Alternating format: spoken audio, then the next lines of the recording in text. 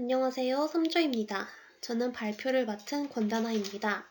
저희 조는 인공호흡기를 사용하는 환자에서 인공호흡기 회로 교환 주기는 인공호흡기 관련 폐렴 발생률에 영향을 미치는가를 임상질문으로 선정하였고, 이와 관련된 연구 논문에 대해 발표하겠습니다. 본 발표는 임상질문, 참고문헌 소개, 논문의 자료 수집 방식, 이를 토대로 한 자료 분석 방법과 도출해낸 결론, 본 논문에 대한 제안 및 느낌점의 순서를 따릅니다. 저희 조가 선정하였던 기존 임상질문은 인공호흡기를 사용하는 환자에서 인공호흡기 회로를 정기적으로 교환하는 것은 하지 않는 것보다 인공호흡기 관련 폐렴에 효과적인가 였습니다. 병원관리 지침상 사용 중인 인공호흡기 회로는 주기적으로 교환하지 않는다. 다만 눈에 보이는 오염 시, 기기 교체 시에만 교환한다 라고 기술되어 있으며 인공호흡기 회로 교환 주기는 명확하게 제시되어 있지 않았습니다. 또한 응급의료센터에서 근무 중인 간호사로서 요양병원이나 집에서 홈 벤틸레이션을 유지하던 환자가 컨디션이 나빠져 응급의료센터에 내원하는 경우를 관찰했을 때 인공호흡기 관련 폐렴 진단을 받는 케이스가 잦았습니다. 지침에 언급된 눈에 보이는 오염, 기기 교체 시는 판단하는 사람에 따라 달라질 수 있어 기준이 모호하며 상위 의료기관보다 요양병원이나 집에서는 인공호흡기 회로 교환 관리 등이 미흡할 것이고, 이런 인공호흡기를 장기간 적용 시 인공호흡기 관련 폐렴이 호발할 가능성이 높다고 추정하였습니다. 따라서 인공호흡기 회로 교환의 명확한 주기 제시가 필요하다고 생각하여 위와 같은 임상질문을 생각하게 되었습니다. 그러나 임상질문에 대한 답을 찾는 과정에서 해당 임상질문에 언급된 인공호흡기 회로 교환 주기와 인공호흡기 관련 폐렴 발생률은 유의하게 관련성이 없다는 결과를 도출해냈습니다.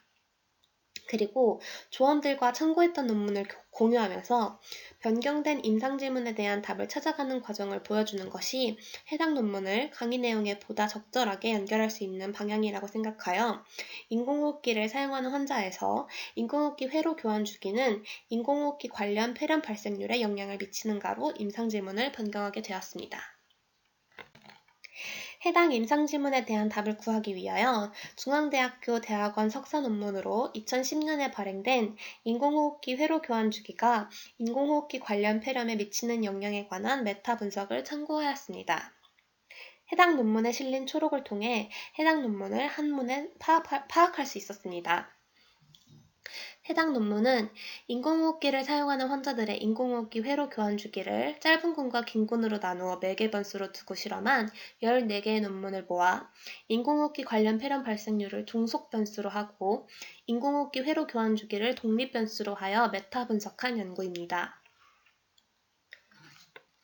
해당 논문에서 자료 수집 방법은 관련 데이터베이스에서 폐렴, 인공호흡기 관련 폐렴, 감염, 인공호흡기, 튜브, VAP, 벤틸레이터 어소시에이티드 뉴모니아, 벤틸레이터 서킷 검색을 통해 선정된 논문 61개에서 벤틸레이터 서킷과 관련이 없는 논문 45개를 제외하여 세분화된 벤틸레이터 서킷과 관련된 논문 16개를 추렸고, 그중 코인터벤션이 있는 논문 2개를 제외하여 인공호흡기 관련 폐렴 발생률은 종속 변인으로 하고 인공호흡기 관련 폐렴을 예방하기 위한 간호중재를 독립 변인으로 한 1995년에서 2010년 사이에 수행된 연구, 인공호흡기 관련 폐렴 예방을 목적으로 일정 기간 동안 중재를 한 연구, 실험군 대저군 또는 통제군으로 구성된 실험 연구, 효과 크기를 산출하는 데 필요로 하는 통계 수치가 제시되어 있는 연구를 포함하는 14개의 논문으로 대상 자료를 수집하였습니다.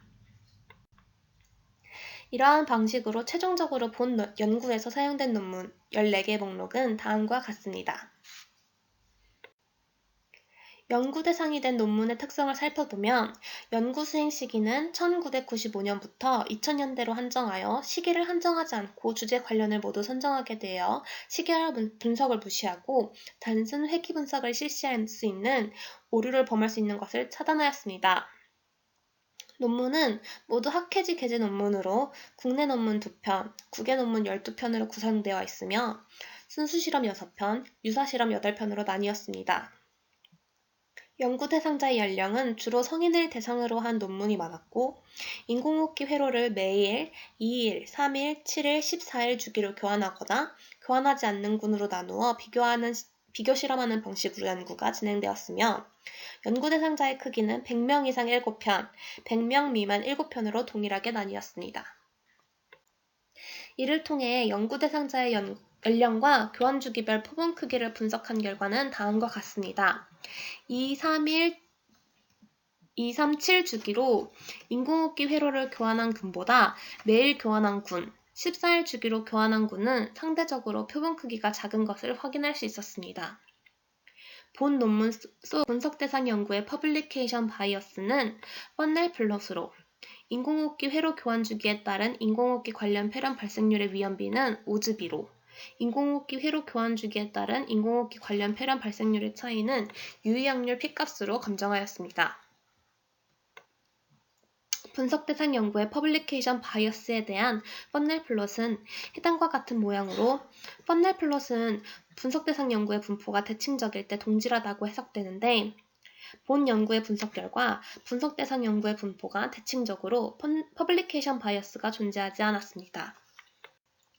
인공호흡기 회로 교환 주기에 따른 인공호흡기 관련 폐렴 발생률의 위험비는 오즈비 레이쇼 1.18, 95% CI 0.94에서 1.47로 오즈비는 1에 가깝고 95% 신뢰 개수는 1을 포함하므로 인공호흡기 회로 교환 주기가 긴 경우에도 짧은 경우보다 인공호흡기 관련 폐렴 발생의 상대적 위험비는 증가하지 않는 것으로 나타났습니다.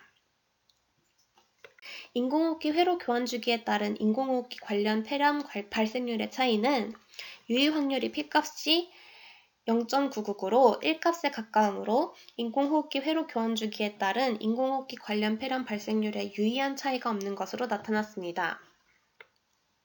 이를 통해 도출된 결론으로 인공호흡기 회로 교환 주기가 짧은 군과 긴 군 간의 인공호흡기 폐렴 발생률에 유의한 차이가 없었습니다.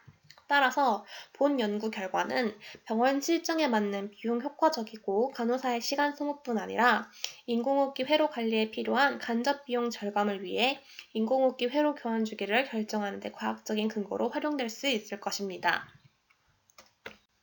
하지만 인공호흡기 회로 교환 주기에 대한 명확한 지침을 제시하기 위해서는 본 논문이 여러 개의 논문을 합쳐 메타 분석한 연구이기 때문에 몇 개의 논문은 의료인의 무균술 지침 준수, 환자의 컨디션 상태 등의 혼란 변수가 철저히 통제된 상황이 아니었다는 점이 아쉬웠고, 표본 집단의 크기를 비슷하게 설정하고 보다 표본의 크기를 확대한 연구가 필요할 것 같습니다. 또한 본 논문은 메타 분석의 가장 중요한 문헌의 질 평가 도구 중 퍼블리케이션 바이어스로만 분석 대상을 검증하였는데, 리스크 오브 바이어스를 추가적으로 사용하였으면 좀 더 결과의 신뢰도가 높아졌을 것 같습니다. 그리고 2, 3, 7일 주기로 인공호흡기 회로를 교환한 실험군은 표본의 크기가 컸으나 상대적으로 14일 주기로 인공호흡기 회로를 교환한 실험군은 적었다는 점을 생각하면 인공호흡기 회로를 14일 이상 긴 기간 유지하여 폐렴 발생률을 비교하는 연구가 필요하다고 생각합니다. 아직 논문 연구에 대해 미숙한 상태인데 메타 분석 논문으로 선택하여 분석하기에 어려운 감이 있었습니다. 하지만 하나의 연구 결과를 확인한 것보다 여러 개의 논문을 모아 메타 분석한 본 논문으로 결과를 도출해내는 과정을 통해 임상 질문의 답에 대한 신뢰도가 높아질 수 있었던 것 같습니다. 그러나 본 논문이 발행된 것이 2010년이고 논문에 참고한 문헌이 그보다 오래된 1995년에서 2010년인 것을 감안한다면 현재 2020년 지침과는 시기적인 차이가 많이 있어 최근 진행된 연구를 바탕으로 하는 논문으로 분석했다면 저희 조가 설정했던 임상질문의 취지에 걸맞았을 것 같습니다. 또한 본 논문을 통해 임상질문을 설정하게 된 경위에 대한 적절한 해답을 찾지 못했으므로 근거 기반 간호 실무를 신철하기 위해서는 다른 연구와 논문을 탐색해 봐야겠다고 생각했습니다.